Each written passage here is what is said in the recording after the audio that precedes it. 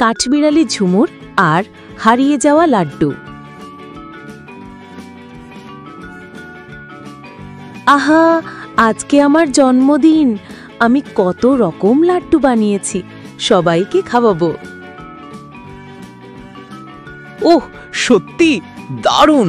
আমি তো লাড্ডুর খুব ভক্ত। তাহলে বিকেলে সবাই আসবে, আমরা বড় করে পার্টি করব।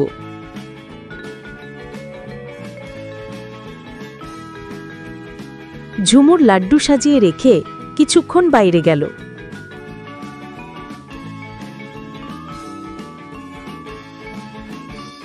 ফিরে এসে দেখে সব লাড্ডু উধাও।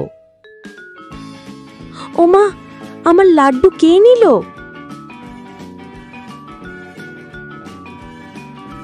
চিন্তা করো না ঝুমুর, আমরা একসাথে খুঁজে বের করব। তারা বনের ভেতর খোঁজ শুরু করল।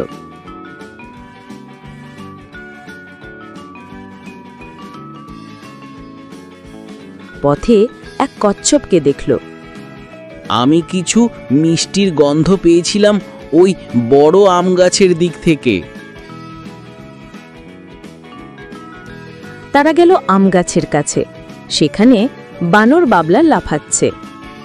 বাবলা, তুমি কি আমার লাড্ডু দেখেছ? না রে, আমি তো শুধু আম খাচ্ছিলাম।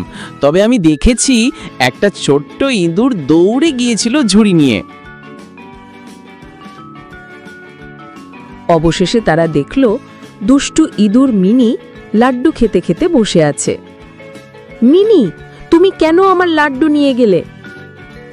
আমার খুব খিদে পেয়েছিল, কিন্তু এখন বুঝতে পারছি ভুল করেছি। ঝুমুর হাসল। ঠিক আছে মিনি, তুমি যদি মাফ চাও তবে আমরা সবাই মিলে আবার লাড্ডু বানাবো। সবাই মিলে নতুন করে লাড্ডু বানালো। সন্ধ্যায় বড় জন্মদিনের পার্টি হলো। দেখেছো, ভাগাভাগি করলে আনন্দ আরো বেড়ে যায়। হ্যাঁ সত্যি, রাগ করে নয়, সবাই মিলে থাকলে জীবন মিষ্টি হয়। সবাই নাচতে নাচতে আনন্দ করল। এইভাবেই ঝুমুরের জন্মদিন সবার জন্য মজার হয়ে উঠল। আর মিনি শিখল, চুরি নয়, বন্ধুদের সাথে ভাগ করে খাওয়াই আসল সুখ।